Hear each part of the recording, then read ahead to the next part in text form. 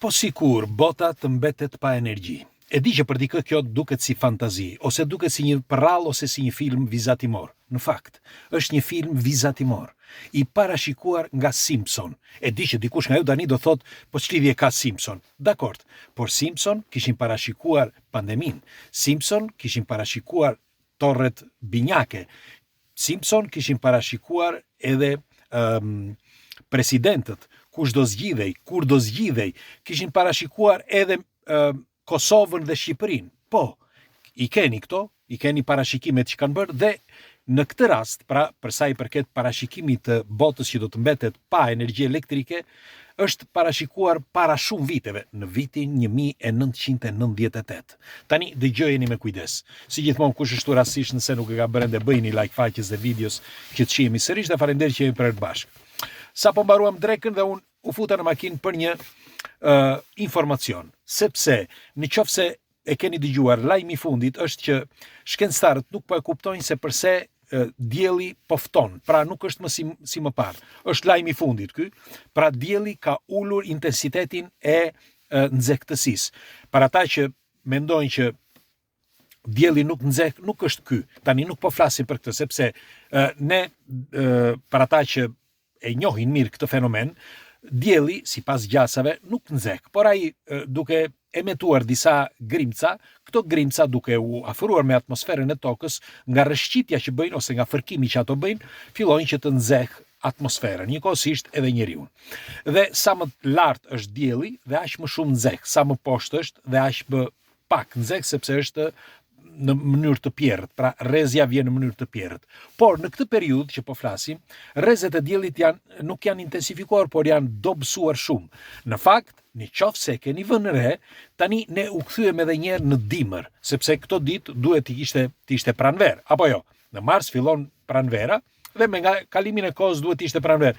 Nuk është kaq e fortë me një fjalë si rrym që të ndihet, por ka filluar që tani, pra shkencëtarët kanë vënë re, po ta shikoni, shkencëtarët nuk e thonë këtë shumë publikisht, nuk i shtyn këto informacione për vetëm arsye sepse kanë frikë se njerëzit friksohen.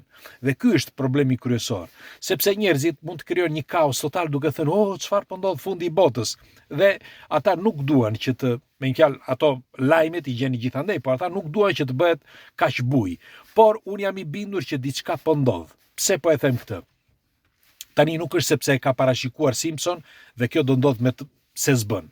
Por në parashikimet e Simpsonit, për ata që nuk e din, janë një producenti, ai që i shkruan këto, i cili mendohet që është një mason. Pra është një mason, një iluminat, më mirë. Dhe sipas gjasave ai ka shumë informacione ku disa prej këtyre informacioneve janë të vërteta që nuk mund të shkaktohen nga njeriu, por vijnë nga një botë tjetër dhe janë si një reciklim, pra kanë ndodhur një herë dhe po do të ndodhin sërish, dhe ai nuk ka thënë një datë, por ishte viti 1998 kur ka parashikuar që një ditë bota do të mbetet pa energji elektrike.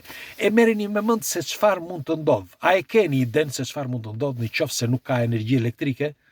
Nuk e keni iden fare, askush nuk e ka iden sepse ne jemi të varur komplet nga energjia, nga rryma elektrike. Disa do thonë, po mirë, ne kemi panelat diellor. Po sikur dhe panelat diellor mos të funksionojnë nëse do të ketë probleme të mëdha me diellin. Si do t'ja bënte njeriu? Ose si do t'ja bënte bota nëse se nuk do të kishte një ditë të vetme rrymë elektrike? Çfarë do të bëhesh? Po pres komentet tuaja sepse dua ta diskutoj se për ne çdo gjë është normale, çdo gjë është kaq e thjeshtë. Ne shkojmë në punë, marrim rrogën, kthehemi në shtëpi, shikojmë YouTube-in apo TikTok-un apo ku ta diun dhe pastaj kthehemi dhe Facebook-un dhe shikojmë pastaj dhe ja fusim gjumit. Por pa e kuptuar që gjithë atë që kemi mund të zhduket brenda një sekondi. Jo brenda një dite, brenda një sekondi. Pra edhe vetë jeta jonë, sepse ne dalim në mëngjes, vin një diçka nga sipër, për shembull kur ka erë të bie në kokë, vdiqe.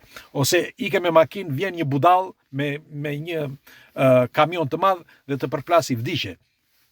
Pra jeta e njeriut është, ndonse ne jemi vigjilent dhe njëkohësisht jemi besimtar të mëdhenj, se themi nuk vdesim ne kur vdesim.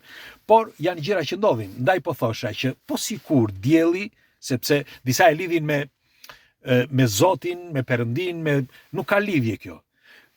tregohet që dielli dikur është larguar nga sistemi diellor, me fjalë nga toka, po thosh. Toka është shkëputur, ka qenë shumë më larg. Ishte momenti i glashacionit, me fjalë momenti i akullnajave. Dhe ajo periudhë thuhet që dielli ishte me fjalë më i shkëputur, ose mirë, toka ishte më e shkëputur, nuk ishte pranë diellit. Dhe po sikur të ndodh e njëjta gjë edhe në këtë periudhë, pra sikur të filloi të ndodh tani, me këto situata që po gjendemi, sepse ç'është e vërteta, duke filluar që nga viti 2000, stinët nuk ekzistojnë më si më përpara, kanë ndryshuar totalisht. Madje edhe temperaturat nuk janë më si më përpara. Më përpara ishin temperatura me fjalë të larta, kur ishte kohë vere, dhe në dimër ishin temperatura të ulta, pra ishte një pjesë kohore që e respektonte motin. Kurse tani është një kohë për shembull që nuk bën vap, pastaj në një ditë apo në një dy djeg totalisht. Nga ana tjetër, nuk është ftohtë apo është dhe ndonjëherë ftohtë, por në një moment caktuar vin ftoma sikur thua ti është fundi i botës. Në fakt, sot për shembull është shumë ftohtë. Ndonse nuk e ka kohën. Dje nuk ishte ftohtë, sot është ftohtë. Pra, çfarë po ndodh? E përsëris edhe një herë, nëse do të ulet intensiteti i grimcave të diellit. Nuk po them nxehtësia, që të kuptohet.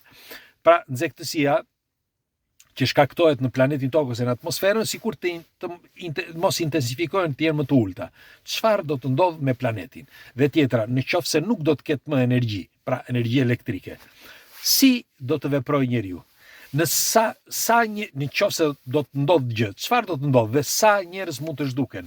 Nëse do të zhduken njerëz, sa njerëz, sepse do hanë njëri tjetrin. Padyshim, ku do shkojnë të hanë? Çfarë do të bëjnë? Mjafton një ditë vetme dhe njeriu shkatërron gjithë planetin. Merreni mend se çfarë mund ndodh.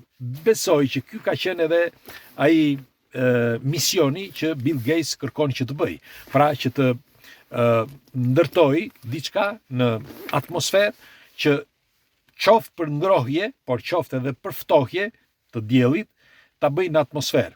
E di që duket një diçka e pa imagjinueshme nga ana jon, por me sa duket, me kalimin e kohës ne do shkojmë drejt atij projekti, sepse siç ju thash, ka disa momente që dielli nxeh në një mënyrë të tmerrshme, saqë mund të djegë çdo gjë. Nuk është vetëm ky problem, por problemi është i rrezeve ultraviolet.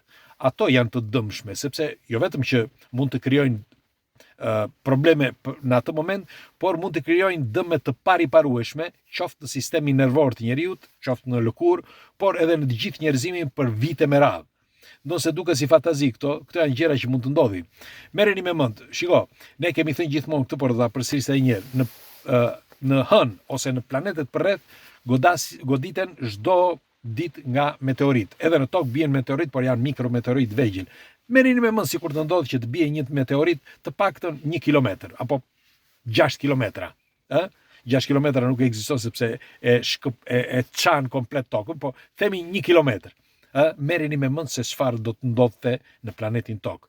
Megjithatë, çfarë mund të ndodh në qoftë se dielli nuk do të nxehë më si më përpara? Si do t'ja bëj planeti? Pres komentet. Kalofshi bukur.